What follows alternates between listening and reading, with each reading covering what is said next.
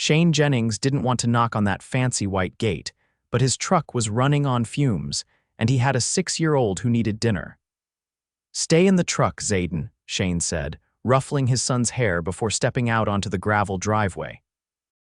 His boots crunched unevenly, one sole was coming loose. The gate creaked open just enough to see the problem. The latch was busted clean off and hanging by a single rusted screw. A note taped to the post read, "Gate latch broke. Need it fixed ASAP." "Cash ready, ask for G." Shane scratched the back of his neck. He didn't usually take jobs like this, especially not in neighborhoods where the houses had names instead of numbers. But he'd overheard a woman asking about a handyman at the gas station, and he was desperate. He knocked on the side door of the house, which was all glass and black steel, the kind of place that looked like it belonged in a movie, not real life. A woman opened the door barefoot, wearing a simple white linen shirt and jeans. But there was something about her like money clung to her without her trying. Her hair was tied up messily, skin glowing without makeup. "You're here for the gate?" she asked, her voice smooth but guarded. "Yeah, I heard you needed help. I fix things," he said, holding up his tool bag. "I charge fair. I'm not licensed or anything, but I'm good." She looked him over his patched jeans, the grease on his hands, the tiredness in his eyes. "It's just the latch. Looks like it. I've got parts in the truck. Shouldn't take long." She nodded slowly. "All right." "I'm Georgia Wren." "Shane," he said with a firm nod. "Shane Jennings." She didn't offer her hand, but she stepped aside to let him get to work. It was quiet while he fixed the latch. The sun was starting to dip, casting golden light across the property. Shane caught a glimpse of a red convertible parked under a carport and what looked like an infinity pool through the glass wall of the house. "You're good at that," Georgia said from the doorway, watching him work. "Been fixing things my whole life," he replied, not looking up.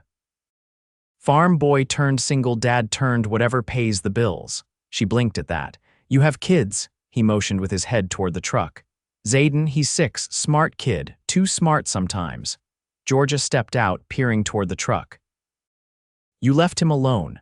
He's got snacks, and I can see him from here. I don't leave him where I can't see him, ever." Something in her eyes softened. "You want to bring him inside? I have juice and air conditioning." Shane hesitated. He'd never been in a house like this. He looked back at Zayden, who was pretending the steering wheel was a spaceship. "He won't break anything," Shane said. "I'd be more worried about you," Georgia said with a half smile. Inside, the place was stunning but not cold. Art on the walls, plush couches, a kitchen that looked untouched. Zayden lit up when he saw the marble island and the pitcher of orange juice Georgia poured for him. "You live here alone?" Shane asked. "For now," she said, handing Zayden a glass. "I just moved back, needed to get away from the city." He nodded, not prying. She didn't seem like she wanted to explain. When the gate was done, Shane wiped his hands on a rag. "It's fixed. Should stay shut now. I added a second screw and reinforced the wood." Georgia reached into a drawer and pulled out a stack of bills. She handed him $200. "That's too much," he said, holding it back. She looked him dead in the eye. "It's not." He hesitated, then pocketed the cash. "Thank you." "You're welcome. Do you do other work? I've got a few things around the house that need looking at." He straightened. "Yeah, I do everything." "Good." "Come back tomorrow." He glanced at Zayden, who was now drawing on a napkin with a pen Georgia had given him. "If you're okay with him being here." "I am," she said softly. "He's a good kid." Shane nodded. "We'll be here." As he walked back to his truck, Zayden skipping beside him, he didn't see the way Georgia lingered in the doorway, watching them. She hadn't smiled like that in years. They came back the next day and the next. Shane fixed a dripping faucet, tightened a loose stair rail, changed the bulbs in her chandelier. Zayden made forts out of couch cushions and asked Georgia a million questions. "You're not like other grown-ups," he told her one day. "Oh," she said, amused. "You don't talk to my dad like he's trash." Her throat tightened. "No one should talk to him like that." Zayden just nodded, like it was obvious. Later that day, Shane stepped outside onto the back patio, wiping sweat from his brow. Georgia handed him a cold bottle of water. "You work hard," she said. "Don't have much choice," he said with a shrug. "Got a kid, rent, life. You ever get a break?" He laughed once. "What's that?" Georgia looked at him, really looked at him. "Come back Friday night, I'll cook," he blinked. "Like, for dinner?" Yes. You and Zayden, I make a mean roast chicken. He didn't say yes right away, but she waited. Okay, he said eventually. Sure. Friday came. Shane wore his cleanest shirt. Zayden had on his favorite sneakers. Georgia opened the door wearing a navy sundress and bare feet, her hair down. The table was set with real linen napkins and candles. Zayden's plate had chicken nuggets and mac and cheese. I made that just for you, Georgia whispered to him. Shane watched her the whole night, the way she leaned in when Zayden spoke, the way she laughed soft, real. And for the first time in a long time, he didn't feel like a burden. He felt wanted.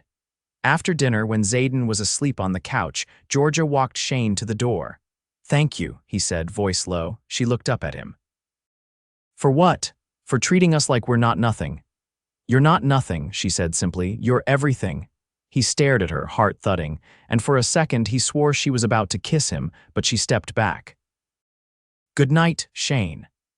He walked to his truck that night feeling like the world had shifted, and he didn't know it yet, but Georgia Wren was already falling in love with him. Zayden clutched Georgia's hand like they'd known each other forever as they walked into the art museum. Shane followed behind, still unsure how he'd agreed to this trip. One moment he was fixing a loose doorknob in her guest room, the next she was inviting them on a Saturday outing her treat. He'd tried to say no, she hadn't let him. I figured you both deserved a little culture, Georgia had said, already securing advance tickets on her phone before he could argue again. Now, Shane felt out of place amid the echoing marble halls and sleek sculptures. He adjusted the collar of his worn button-up shirt, the only one he had that didn't have a paint stain on it. Georgia didn't seem to notice. She was dressed casually again, but nothing about her ever looked thrown together. She moved with a kind of quiet certainty, like she belonged wherever she went. Zayden tugged her toward a massive painting that looked like an explosion of color. It looks like a rainbow melted. Georgia crouched beside him. What do you think the artist was feeling when they made it? Hungry, Zayden said. It looks like candy. Shane chuckled under his breath. Georgia turned and looked up at him with a glint in her eye. He's not wrong. I wouldn't know what art's supposed to feel like, Shane admitted. You don't have to, just look at it. If it makes you feel anything at all, that's enough. He nodded, not sure how to respond. No one had ever spoken to him like that, like his opinion mattered, even in a place like this. Later, they sat on a shaded bench in the museum's courtyard cafe. Zayden was busy with a small sketch pad Georgia had picked up in the gift shop. You always this generous? Shane asked, stirring the coffee she'd bought him. It came in a porcelain cup with a gold rim. He was afraid to break it. I'm not trying to be, she said, folding her hands in her lap. I just think people deserve nice things sometimes, especially when they don't ask for them. He studied her face. There was something behind her words, a weight she didn't name. You used to live in the city, he asked. You said you came back, Georgia hesitated. New York. I was there for 6 years. What made you come back? My father passed. This was his house. I didn't want to sell it to strangers. Shane leaned back slightly. Sorry, she nodded once. He was complicated, we weren't close at the end. He didn't press. His own father hadn't stuck around long enough to become complicated. Zayden held up a new drawing stick figure standing in front of a giant painting. Georgia beamed. That's us. Yep, you're the tall one. I'll take it, she said, ruffling his hair. They stayed until the museum closed. On the way back to the car, Georgia stopped at a street vendor and bought Zayden a paper bag of warm caramel popcorn. She handed Shane a bottle of water without asking if he was thirsty. You're not what I expected, Shane said as they approached her car, sleek, dark gray, and undeniably expensive. Oh, she said, unlocking it with a soft beep. I figured someone with a house like yours would. I don't know, look through people like me. Georgia opened the back door for Zayden. Maybe you're the one looking through me. That shut him up. The drive back to her house was quiet. Zayden fell asleep in the backseat, head tilted against the window. When they pulled into her driveway, Georgia turned off the engine but didn't get out. I'm not used to this, she said suddenly. He turned to her. Used to what? Letting people in. He waited. My last relationship. He liked the way I looked on his arm. He didn't actually like me, not the messy parts. You don't seem messy, she laughed once. That's because I hide it well. Shane looked out the windshield for a long moment. I don't have anything to hide behind. What you see is what you get. That's what I like about you. He met her eyes. The air between them changed. I should carry Zayden in, he said eventually. She nodded, unlocking the doors again. Inside, she guided him to the guest bedroom she'd set up for Zayden weeks ago. Shane laid his son gently on the bed, pulling the blanket over him. When he turned around, Georgia was leaning on the doorframe, arms crossed. He's lucky to have you. I'm the lucky one, Shane said. He gave me purpose. Georgia stepped aside as he exited the room. The hallway light cast a warm glow on her face. Do you want a drink? She asked. Something stronger than water. I probably shouldn't, he said. Still got work in the morning. Of course, she said, but her voice was softer now. He walked toward the front door, but before he reached it, she called his name. He turned. I'm not looking for anything, she said. But when I'm around you, it's the first time I've felt steady in a long time. He stepped toward her slowly. I'm not looking either. But I haven't wanted to stay anywhere as much as I want to stay here right now. She reached for his hand, just a touch, nothing more. Good night, Shane. He held her gaze a moment longer. Night, Georgia. Outside, the sky was thick with stars. He stood on the porch for a while, breathing in the quiet. And even though he'd come there to fix something broken, he couldn't help but feel something in him had started to mend too.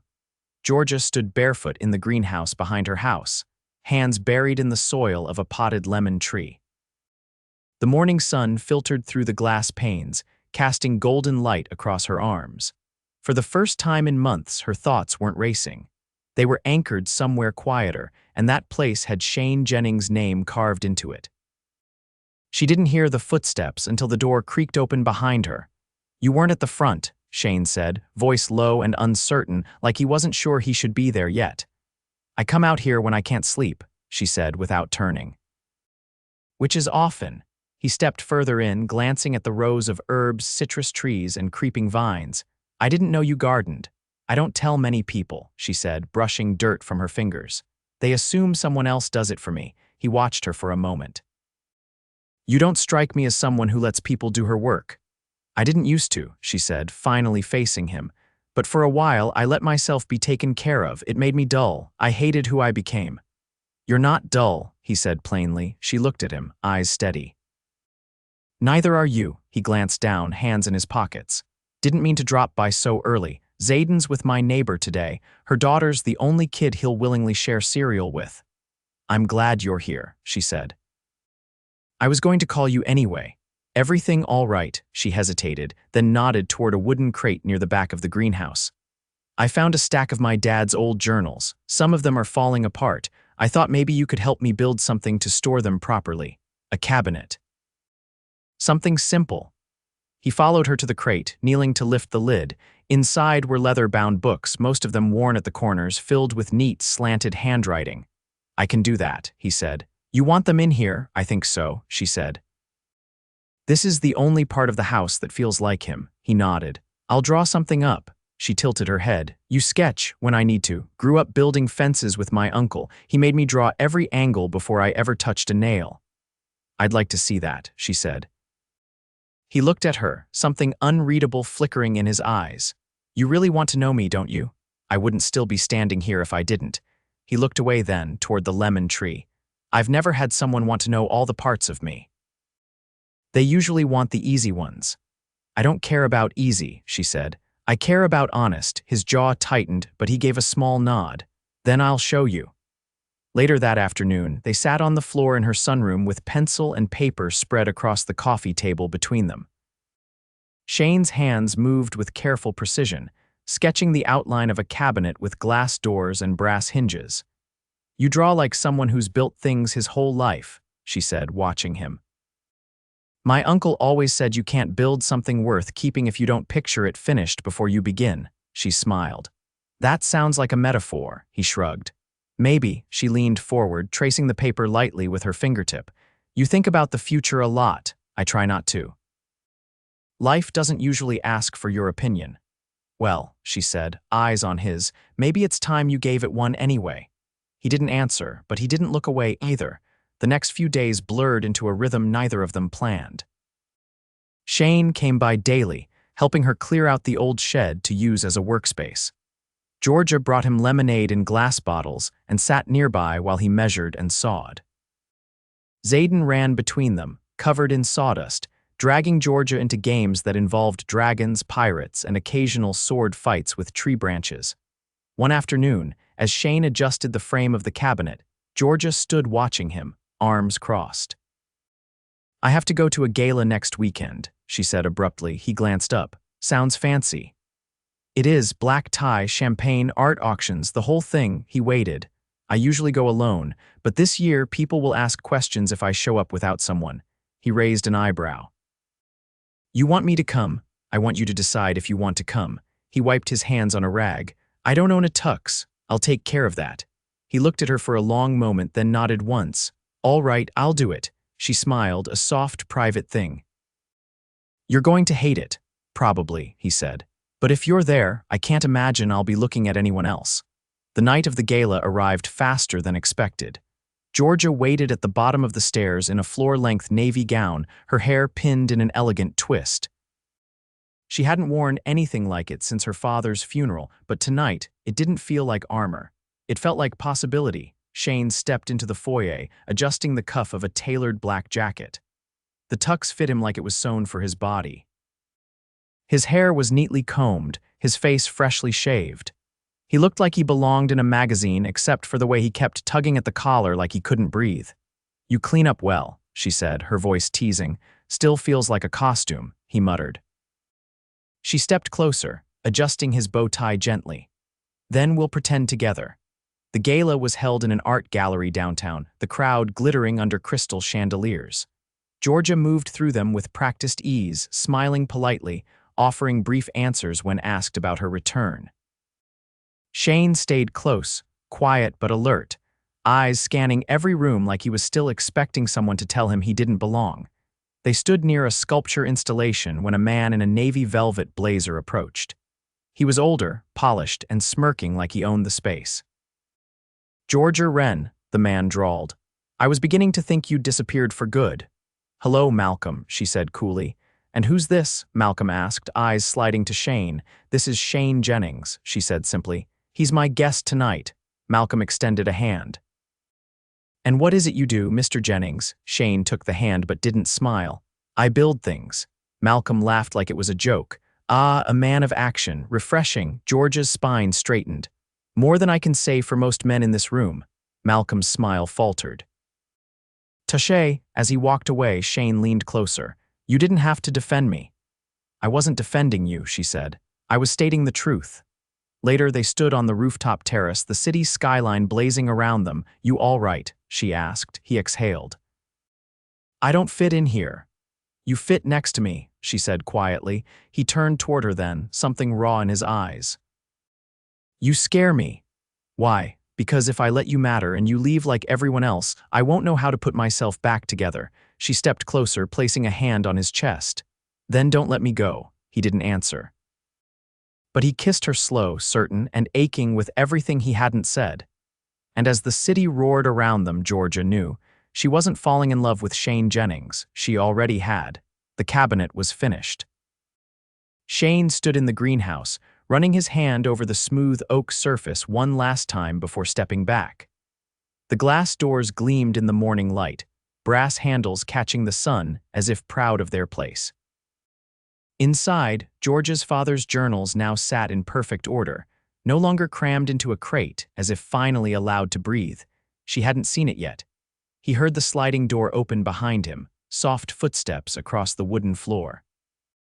Georgia paused at the threshold, hair still damp from the shower, her bare shoulders dusted with sunlight where the edge of her sweater slipped low. Her eyes went to the cabinet. She didn't speak at first, just walked forward slowly like approaching something sacred.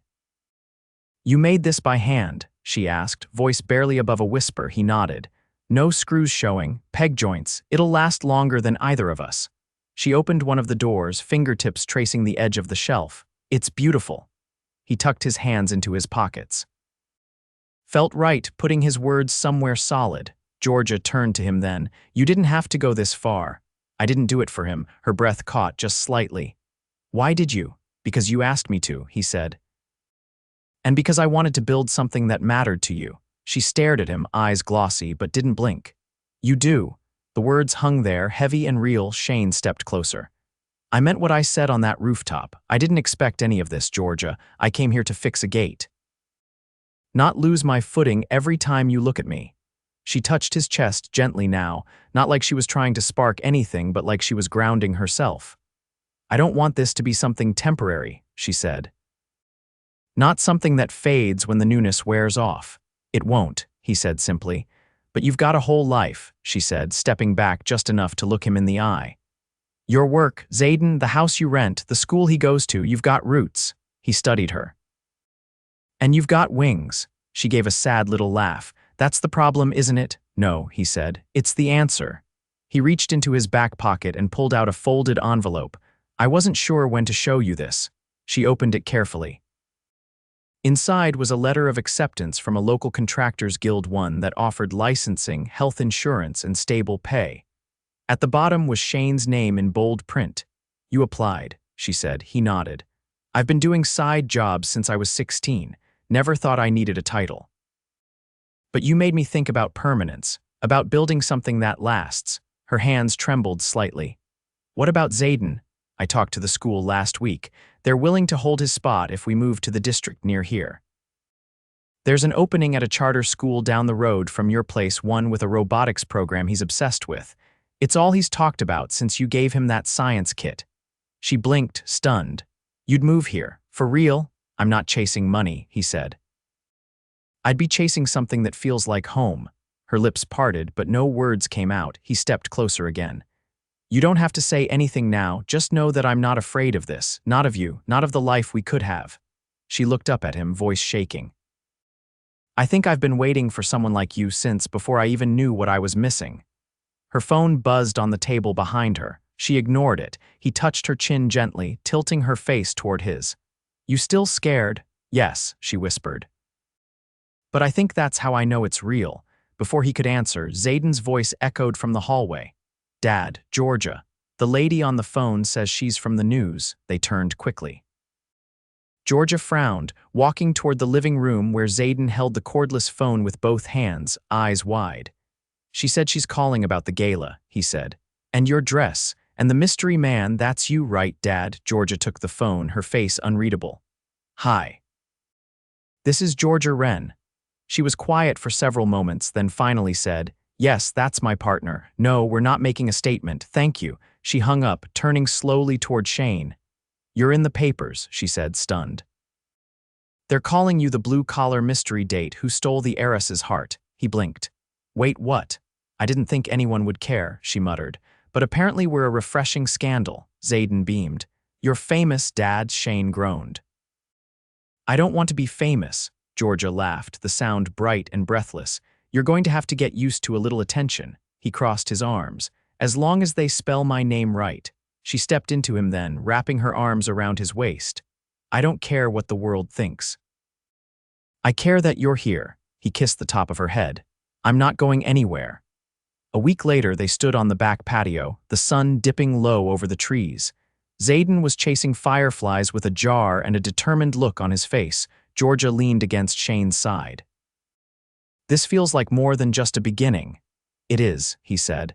It's a lot of broken things finally fitting together. She turned to look at him. I love you, he smiled, brushing her hair behind her ear. I love you too. She led him by the hand into the house, where boxes were already half unpacked in the guest room Shane now called his own, where Zayden's new school acceptance letter sat proudly on the fridge, where the cabinet he built glowed in the greenhouse like a promise made solid. And for the first time in a long time, everything made sense. A man who once came to fix a gate had ended up building a life, and the woman who opened that door, she never wanted him to leave again. Georgia stood in front of the mirror in the master bedroom, adjusting the delicate gold earring that had once belonged to her mother. The late afternoon light filtered through the sheer curtains, catching in her hair as she tilted her head. From the hallway came the distant hum of Zayden's voice, narrating a tale involving a knight, a spaceship, and a dog named Taco. Shane's deeper laughter followed, rich and unguarded. She smiled. In the weeks since the gala, life had shifted again, but this time with purpose. Shane had moved in officially. His toolbox had claimed a permanent corner in the laundry room, and his boots sat neatly by the door next to her ballet flats. Zayden had started at his new school and came home each day with drawings of robots and stories about his new best friend, a boy named Liam who liked building catapults out of pencils. Georgia had expected the adjustment to feel like an intrusion, or at least an interruption of the quiet life she'd built. But it hadn't. It had felt like air finally flowing into a room that had been locked for years. She headed down the hallway, pausing when she heard Shane say, "If you use too much glue, the wings won't lift." Zayden groaned. "But I want it to go really high." Georgia stepped into the den. Shane was crouched beside Zayden's newest creation, a cardboard rocket with mismatched wings and a paperclip hatch. The floor was covered in craft supplies. Shane looked up and grinned, bits of glitter stuck to his forearm. "Your son's an engineer, just with a questionable understanding of physics," Zayden beamed. "It's gonna fly to the moon." "I believe it," Georgia said, leaning down to kiss the top of his head. "Dinner's almost ready." Zayden scampered toward the kitchen. Shane stood and wiped his hands on the rag tucked into his back pocket. "She okay?" he asked, nodding toward the oven. "She's perfect," Georgia said. "I made the chicken with the lemon herb rub. The one you can't stop talking about. You're spoiling me." She walked to him, slipping her arms around his waist. "Someone should." He looked down at her, his gaze softening. "You ever think you'd end up here, like this?" "Not even once." He cupped her cheek. "You sure about us?" She didn't hesitate. "I was sure the moment you fixed that gate and didn't look at me like I was some untouchable thing." He kissed her slowly, tender and certain. Later, as the three of them sat around the dinner table, Shane reached for a second helping. "This is better than the first time you made it." Zayden pointed his fork. "It's because she put that green stuff on it this time." "Parsley," Georgia said. "I like green stuff now," Zayden decided, shoveling another bite in. After dinner, Georgia and Shane lingered on the porch, watching Zayden chase the neighbor's cat with a flashlight. The autumn air had finally begun to cool, and the sky was deep navy above them. "I got a call today," Shane said, fingers laced with hers. "The Contractors Guild wants me to take on a full-time project management role. It's steady, comes with benefits, and I'd be able to be home every night." Georgia turned to him, eyebrows lifting. "You want it?" "I do, but I wanted to talk to you first." She leaned her head against his shoulder. "Then we make space for it, like we've done with everything else." "I've never had that before," he said quietly. "Someone to make space with. You do now." The next day, Georgia pulled a faded envelope from the bottom drawer of her father's desk, the last one unopened. She unfolded the letter inside and read it again, tracing the words with a bittersweet smile. "Georgia, if you're reading this, it means I'm gone and you've come back to the house. I hope you found something worth staying for. I know I wasn't always easy, but I always hoped you'd build something real here, something that's yours, not just mine. Love, Dad." She folded the letter and placed it gently back into the drawer. That afternoon, Shane and Zayden stood in the backyard, hammering the final nail into the small treehouse they'd spent 2 weekends building. Georgia brought out lemonade and sat on the porch steps, watching them. The treehouse had a tiny window, a rope ladder, and a crooked wooden sign Zayden had painted himself. "Zayden's Fort of Awesome." "Can you believe it's done?" Zayden shouted down. Shane looked at Georgia over his shoulder. "We make a good team." "Yeah," she said. "We really do." When dusk settled, they curled up in the living room with blankets and a movie. Zayden fell asleep halfway through, his head on Shane's chest. Georgia turned down the volume, her fingers brushing Shane's. "I've been thinking about something," she said softly. "Yeah, I want to open that design studio I used to talk about, here, in town." He looked over, eyes bright. "You should, you'd be brilliant.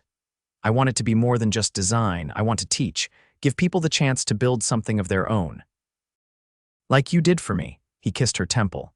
"You'll change lives," she smiled. "I already am." Weeks later, the studio opened in a renovated brick building downtown. Shane and Zayden helped paint the inside. Georgia insisted on a deep teal wall and gold fixtures. On opening day, the place buzzed with people, some she knew, many she didn't. Shane stood beside her in a crisp shirt, Zayden proudly handing out flyers. When the last guest left, Georgia locked the door and turned to them. "We did it," she whispered. Shane pulled her close, brushing his lips against hers. "You did it. We just followed your lead." "I think we lead each other now," she said. That night they returned to the house, curled up in bed with the windows open and the trees rustling outside. Zayden slept soundly across the hall. Shane tucked a strand of hair behind Georgia's ear. "I've never loved anyone the way I love you," he said. She ran her fingers along his jaw. "Then I guess we're both lucky." They kissed slow and deep and fell asleep wrapped around each other. Years passed. Zayden grew taller, his drawings more complex. Georgia's studio expanded to include community workshops and scholarships. Shane became a sought-after builder in the county, known for his precision and integrity. The treehouse was rebuilt twice, once after a storm, once just because Zayden wanted a pulley system. On a spring afternoon, Georgia stood under the blooming dogwood tree in the backyard, her hands in the soil, planting a new herb garden. Shane approached from behind, wrapping his arms around her waist. "I've got an idea," he said. "This should be good. Let's turn the old shed into a guest house for visiting friends, maybe even for family." She looked over her shoulder. "You thinking long-term?" He grinned. "I'm thinking forever." She turned in his arms, kissed him once, and whispered, "Me too." And in that garden, surrounded by new life and old roots, Georgia Wren and Shane Jennings stood together, exactly where they were always meant to be.